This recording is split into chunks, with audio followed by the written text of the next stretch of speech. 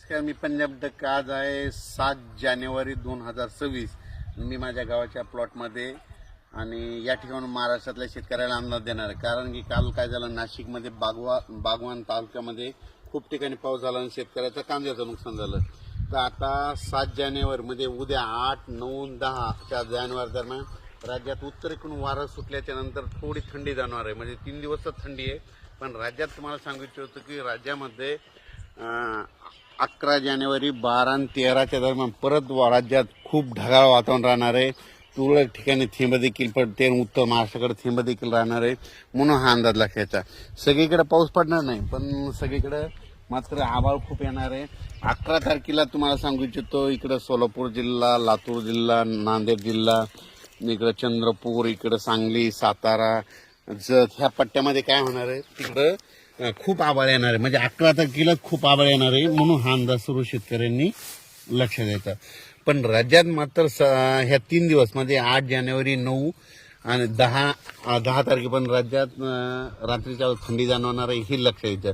पण राज्यामध्ये 12 जानेवारी ते 14 जानेवारीच्या दरम्यान खूप ढगाळ वातावरण होणार आहे. वातावरणात बदल होणार आहे. हे कशामुळे होणार आहे? कारण की तुम्हाला सांगू इच्छितो की इकडं तेलंगणा,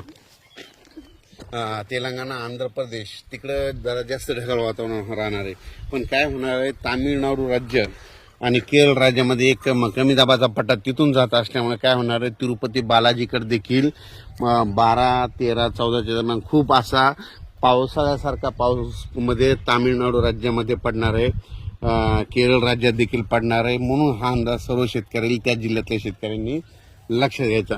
आणि तिकडं पाऊस त्या राज्यात पडत असल्यामुळे काय होणार आहे, आपल्या महाराष्ट्रात त्याचा असर फक्त ढगाळ वातावरण राहणे, तुरळक ठिकाणी आता जसे थेंब आले ते तसे थेंब देखील येणार आहेत. म्हणून हा अंदाज सर्व शेतकऱ्यांनी लक्षात घ्यायचा.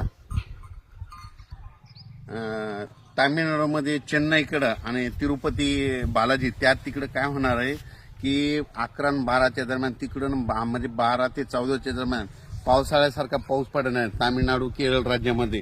त्याचा असर आंध्र प्रदेशला होणार आहे, त्याचा आदर तेलंगणाला होणार आहे. पण तेलंगणाला थोडा पाऊस राहील, पण महाराष्ट्रात मात्र ढगाळ परिस्थिती राहील आणि तुरळक ठिकाणी थेंब पडतील. म्हणून हा अंदाज लक्षात घ्यायचा. आणि हे पाहू शकता, आपल्या शेतातलं गव्हाचं पीक आहे.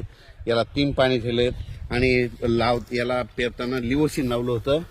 आणि ही पाहू शकता कशी फुटे झालेली आहेत, म्हणजे पेरताना त्याला लिओसिन लावलेलं आहे.